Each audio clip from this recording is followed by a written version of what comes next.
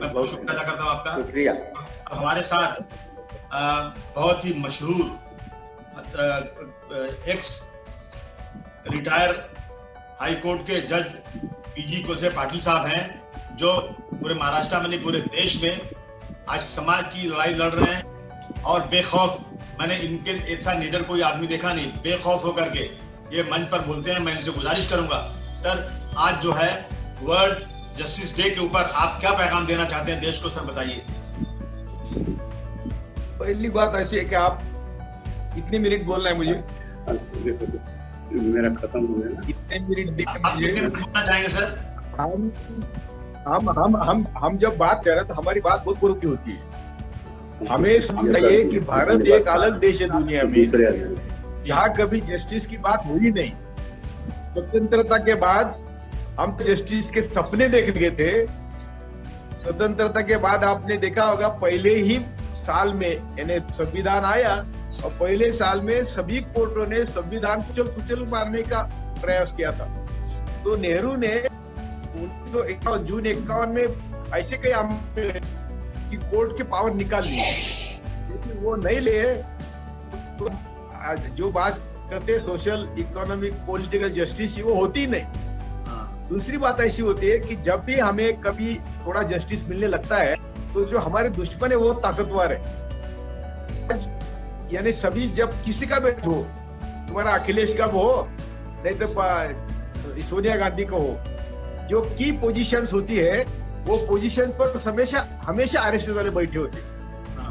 एक भाई आरएसएस का चीफ होता है, दूसरा भाई आईबी का प्रमुख होता है, एक दामाद पुलिस का प्रमुख दामाद होता है तो ससुर आरएसएस का होता है। ऐसे कई रिलेशन है और कई जजेस है जिनके घर में गोलवोल करके फोटो है। तो जहां आज जिस डेमोक्रेसी की हम बात है वो डेमोक्रेसी थोड़ी सी आने की गुंजाइश थी, तो इन्होंने 70 साल से यानी पहले वो जयप्रकाश नारायण लाया।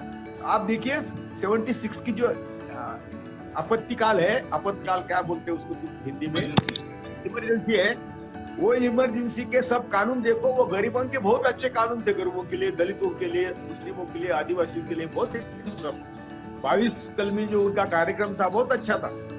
और हुआ क्या था तो इंदिरा गांधी धर्मांध के खिलाफ बोलने लगी थी और बोलती कि धर्मांध लोगों के साथ देश का विकास नहीं हो सकता। ये इनकी भाषा थी, उनके सब भाषण मेरे पास है। तो ये इनको ऐसा लगा कि हमारी सुप्रीमेसी जा रही है। महात्मा गांधी तो दुश्मनी थी, तो महात्मा गांधी ने पहली बार टिळक जब कांग्रेस यानी वो कांग्रेस गुना में गांधी ने वो कांग्रेस गांव-गांव लेने का काम किया और बहुजन समाज को मुस्लिमों को लीडरशिप दी। वैसे उनका गांधी से झगड़ा था, जो उसके पहले कभी भी मेरे पास नहीं थी, जो मुगल के पीरियड में होती वो बात अलग है, लेकिन हम कभी लीडर नहीं थे। वो गांधी ने पहले काम किया तभी को इन्होंने मार डाला। 1914 से अटेम्प्ट करते रहे, 7 बार अटेम्प्ट हुआ और 7वें बार वो यशस्वी हुए। तो मुझे लोग मुझे समझते नहीं मेरा क्या कहना है, कि मेरा कहना है कि हम हमेशा इमरजेंसी में है, इधर इंदिरा गांधी है और मोदी है। थोड़ा कैसा है कि उसका हम एनालिसिस नहीं करते, स्टडी नहीं करते कि आज की इमरजेंसी इंदिरा गांधी के इमरजेंसी से 1000 पट ज्यादा खतरनाक है। आज मोदी को सभी फिर वही है, तो यही मसला है कि सभी की इंस्टीट्यूशन जो है जिस पर प्रजातंत्र निर्भर है, ये सभी प्रजातंत्र के संस्थाओं पर सांप जैसे बैठे हैं आरएसएस वाले, सांप जैसे। यानी तुम किसी संस्था को छुएंगे या क्या, इसका मतलब क्या हुआ? अभी ये अभी न्यायमूर्ति लोहिया की केस थे, न्यायमूर्ति लोहिया तो मार के संदेश क्या गया है, यदि 100 करोड़ ले हमारे साथ आओ, नहीं करो तो मर जाओ। तो जजेस की डर है, समाज की डर है। अब अभी आपने सुना था क्या, इस एमएलए की कीमत 100-200 करोड़ है और एमपी है। इन्होंने नोटबंदी करी, आरएसएस का प्रोग्राम है, कि जब तुमको राजना है तो पहले उस समाज की आर्थिक कमरतोड़ होनी चाहिए। ये कमरतोड़ करने की इरादे से इन्होंने नोटबंदी करी, और नोटबंदी करने के बाद हम सब कंगाल हो गए, सबके खिस्से में हाथ गया ना मोदी का। उनकी एक साजिश है, ये हम समझते नहीं। बंच ऑफ थॉट्स, तिलक, सावरकर और वो वी आर ऑफ नेशनहुड, इतने किताबें पढ़ेंगे तो समझे कि इनके जैसी खतरनाक जहरीली जमात दुनिया में नहीं। तो ये लोग फिर ये हमको उत्तर नहीं दे सकते तो मार डालते हैं, तो मारने दो। लेकिन कई लोगों ने मरने की तैयारी रखनी चाहिए। यदि हम मरने को डरेंगे, पुलिस को डरेंगे, जेल को डरेंगे, तो अरे तो सड़के घर में मरेंगे ना। तो मैं हमेशा सबको अपील करता हूँ, मेरे सब मुस्लिम बहनों का मैं हाथ रहूंगा। उन्होंने पहले जिंदगी में अपनी गृहस्थी छोड़ के, अपने हस्बैंड वो सब ऑर्थोडॉक्सी छोड़ के रास्ते पर आके बैठी थी, तो उम्र के 80 साल में मैं उछल रहा था। मैं सबको बोलता था कि मैं आपको वंदन करने आया हूँ, मैं भाषण करने नहीं आया हूँ। ये जो माहौल बना हुआ था वो कोरोना के नाम से खत्म हो गया। हाँ। हमें जी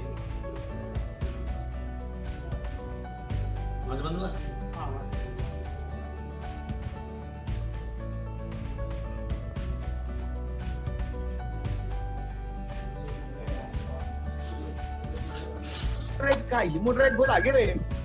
ये जहां हम प्लेन में बैठते हैं तो डर है कि साले प्लेन में उतरते, मैं कई बार अभी एयरपोर्ट पे सोता हूँ, क्योंकि बाहर मुझे कौन प्रोटेक्शन देगा। चल भाई एयरपोर्ट पे एक दिन सो जाएंगे, कोई मारने को नहीं आएगा, मालूम नहीं कब करेंगे। तो इसीलिए हम सबने डर छोड़ना चाहिए। भाई अभी अभी लिखा है इंदिरा गांधी, सोनिया गांधी को लेटर लिखा है कि आप मरो, लेकिन देश हित में आज आपका मरना जरूरी है। सब लोग क्या कर रहे हैं आज? कांग्रेस का द्वेष कर रहे हैं। ठीक है, कांग्रेस की गलतियां है, लेकिन आप इंदिरा गांधी और नेहरू पढ़ेंगे तो आज का जो भारत है ना, वो केवल महात्मा गांधी, डॉक्टर बाबा साहेब अम्बेडकर और नेहरू की वजह से। हमारे बाकी सब मुस्लिम लीडर थे, उनके साथ थे, लेकिन यदि सही तरीके से हम इतिहास पढ़ते तो ये तो नहीं होते तो आज का भारत नहीं होता। ये आरएसएस वाले जब स्वतंत्रता का उत्सव बनाना था तब ये लोगों को मार रहे थे। यूपी में गोलवलकर खुद मुस्लिमों के मोहल्ले में जला रहा था मुस्लिम मोहल्ला। तब उनका जो पीए है दयाल करके, वो पहले चीफ मिनिस्टर मुछीवर, वो का पीए बोलता है, वो बोलता है कि मैंने ट्रक लोड एविडेंस दिया इसके खिलाफ, गोलवलकर के खिलाफ, तो भी उसने कुछ नहीं किया। तो मैं क्या कहता हूँ, जब भी जो भी कोई कांग्रेस में है, पहले ब्राह्मणवादी है तो पहले वो आरएसएस का है। तो हमें इस तरह से कांग्रेस को भी बदलना होगा।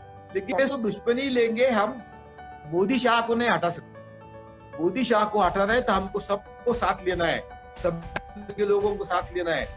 आज हमारे सब राइट्स खत्म हो गए और इनकी आदत ही नहीं है।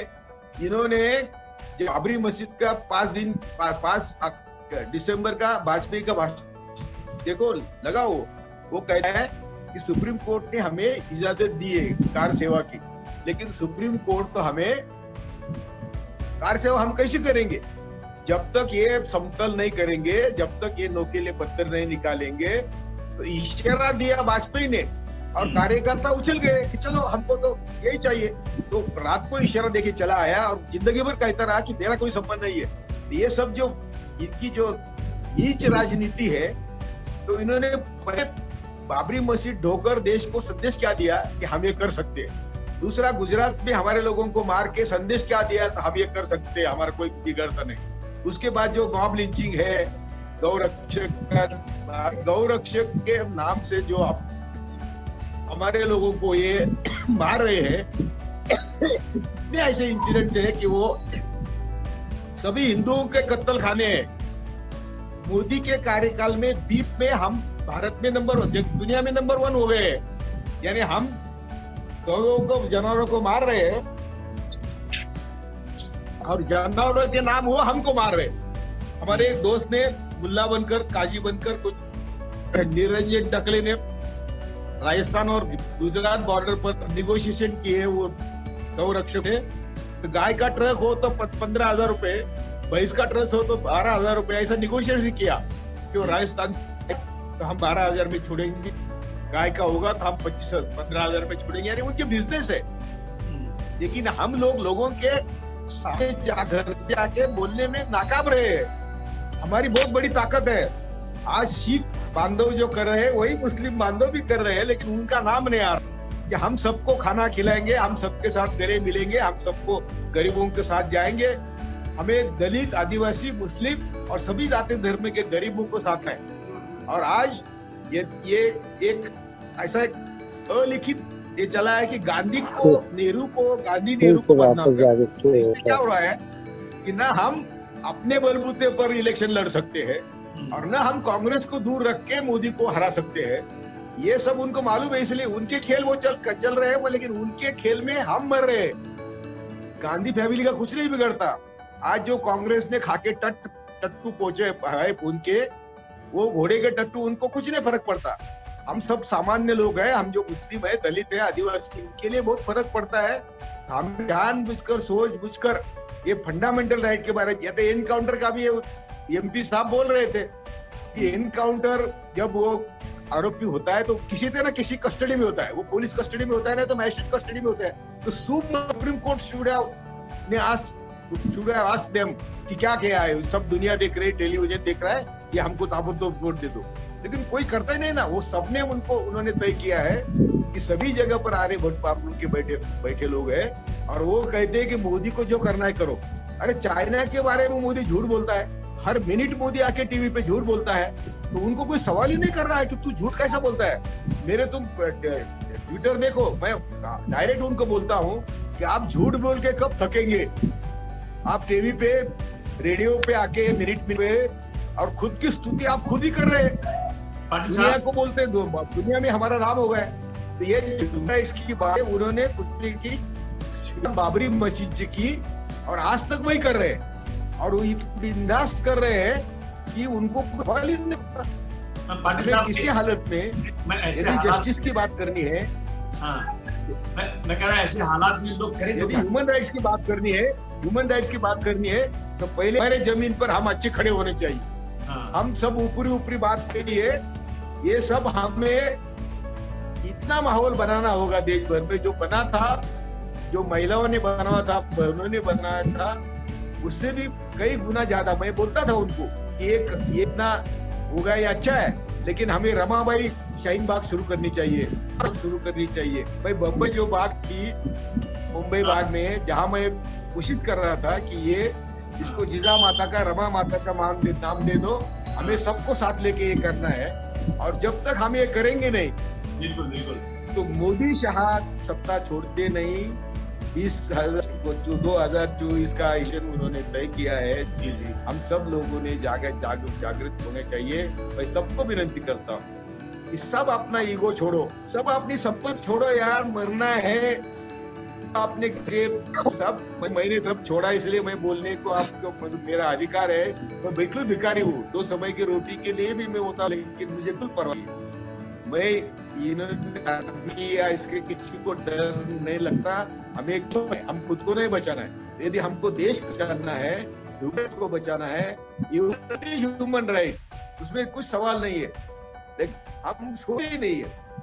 अपनी इतनी तुम्हारी इतनी हालत बुरी हो गई है, इतनी हालत बुरी हो गई कि कोई सोच नहीं सकता। जब मैं बोला, एक ही आपके मीटिंग में मैं बोला था कहीं कि हम सब जब रास्ते पर आएंगे 14 करोड़ मुस्लिम या 4 दलित, तो हम ये माहौल दुनिया में है ना, तो मेरे ऊपर वो खटला उन्होंने कहा, क्रिमिनल केस की है NIA के पास, DG के पास, कि मैं आपको उसका रहा हूँ। तो मैं उसका रहा हूँ अहिंसात्मक मार्ग से, मैं उसका रहा हूँ संवैधानिक मार्ग से, मैं उसका रहा हूँ देश हित में और देश के गरीबों के हित में।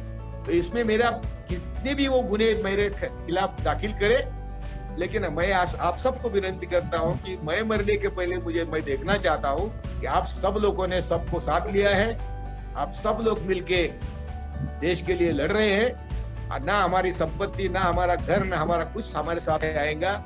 मैं आप भी गांधी फैमिली, तुम मत, देश इतने मरे तो इतिहास होगा, घर में सड़के क्यों मरते हो? पाटिल साहब, हम लोग जो है ना, तुमको बदनाम करेंगे, वो तुमको मारने की कोशिश करेंगे ना। हम लोगों को इस देश के संविधान को बचाने के लिए लड़ाई, पाटिल साहब जैसा आप कह रहे हैं ना, लड़ना पड़ेगा, क्योंकि हमारे पूर्वजों ने जो इतनी बड़ी कुर्बानी कराया, मुझे लगता है कि एक बार अंग्रेजों को तो भगा दिया गया, अब ये आरएसएस 16वीं 17वीं शताब्दी में जब मुगल का राज था, तो हम दुनिया में सबसे राष्ट्र था हमारा, सबसे रईस थे हम लोग। 10% हमारा एक्सपोर्ट था, हमारा -1% एक्सपोर्ट है, एक्सपोर्ट नहीं है। तो ये देश की जो पहले हालत थी, जो आज हालत है, उसका तुलनात्मक अभ्यास करके हमको घर घर जाना चाहिए। पाटिल साहब, बहुत धन्यवाद आपका, बहुत शुक्रिया, आप आए, आपने बहुत टाइम दिया, मैं बहुत धन्यवाद आपका।